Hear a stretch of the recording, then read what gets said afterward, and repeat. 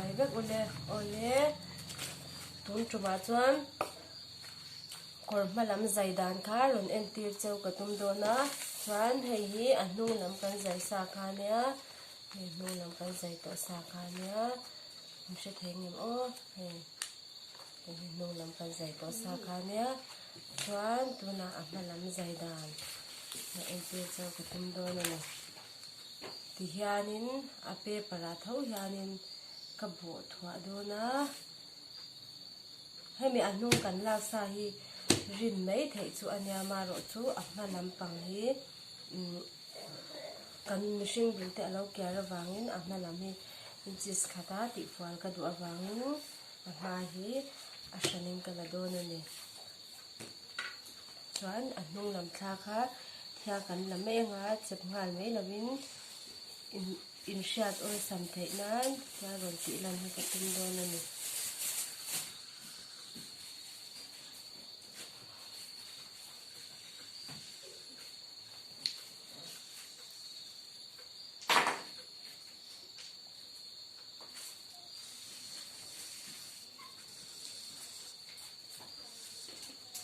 chuan hei ti khan hei a hnung lam thla ka lak na kha nia hei ti hian marker sena ka thai na cher hi a hnung lam thla ka lak na kha nia hemi a ngau ngawa ka rin du lo na chan chu a hmalam hi mihring chu kan hmalam kan dulte lo kiar awangin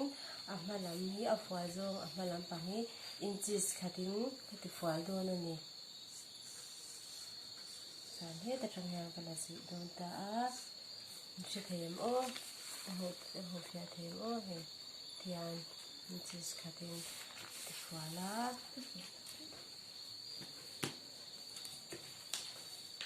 chuan kan lo kat photang kan zai to na kha kan lo kat phot dawn ani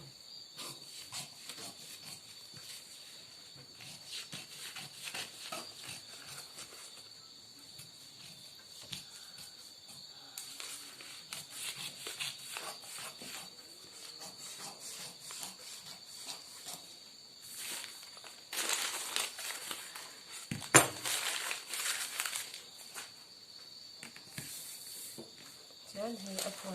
a fual na dan chu ma kha chuanin a hmalam ain a hnung lam hi a chhing zawka chuwang chuan a hnung lam kan zai sa kha a rin top thei lo ni hei hi a hmalam hi hei helai a fual zawng helai hi hei hi a hnung lam chen kha nia helai hi hnung lam chen kha nia chuanin hei inches khatin a fual ani katang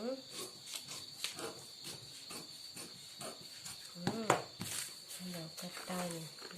chuan hei a hnung lam hei hi a hnung lam kha nia hei hnung lam chu a ngil phei ta a hmalam chu tlemin inches khatin fual ta ni chuan a za a hawng la dan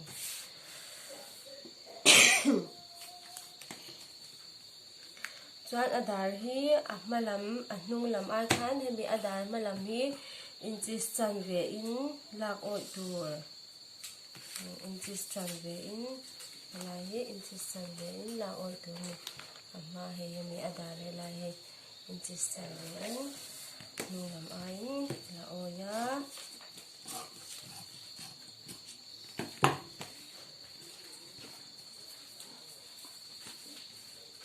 chuan hemi a zak lak nat hi hemi a kwal nat na lai bera hian inches khat hi to khop mai hei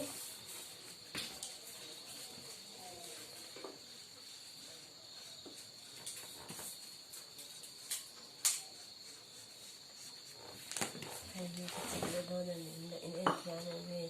helai a nat na lai ber hei inches khat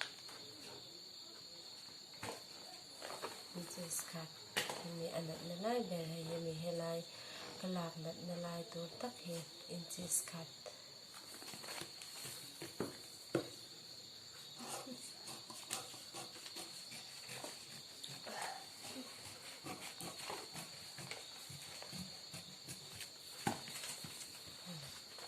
kwal rai tur ani chuan a hmalam hi ta chang kor pa ngai tak tak zai da na ni a tun lai design le athar ang kha chu na kinga achupin kan ron ti ze langa chang kor hong thuk zong hi tang pui thu in inches ruk le chan ve hi atok tang pui mishing tang pui na kan du dan ni inches ruk le chan ve hi tang pui ni azau lu tuk lawa azim lu tuk law ni hemi po hi hetia ti kwal tok kan thiam lo chuanin heti hian kan rin pheyanga hian rin pheyanga chuan hemi zona khanin lai zona kha kan rin thalenga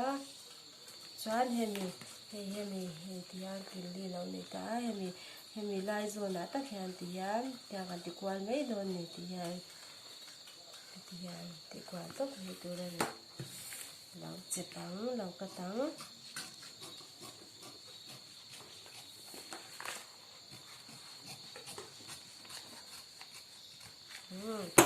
thì khát chuanin korpa ngai top a hmalam zai dan chu ti zong kha ni a yan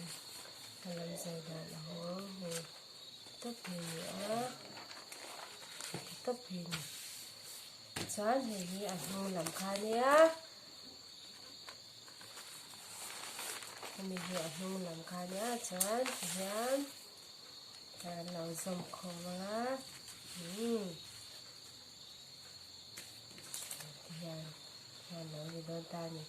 hi kya thêm ô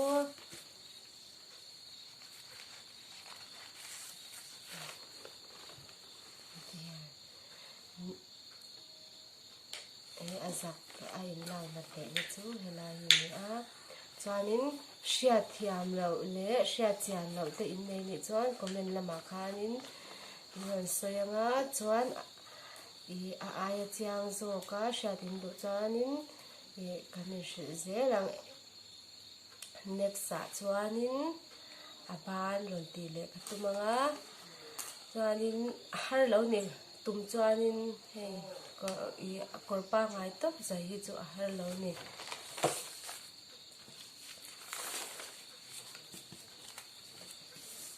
ole azung kha kor malam zai dan chu ni a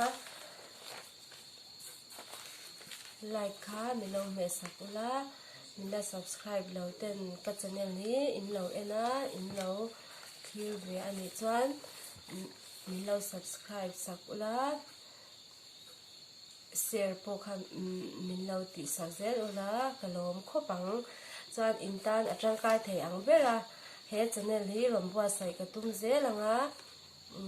hria thiam lo te chu tiang ka tiang chu kat ron ti lang ro in tiang te po comment lama ron sei ula chu lang zelin ron ti lan ka tum don ya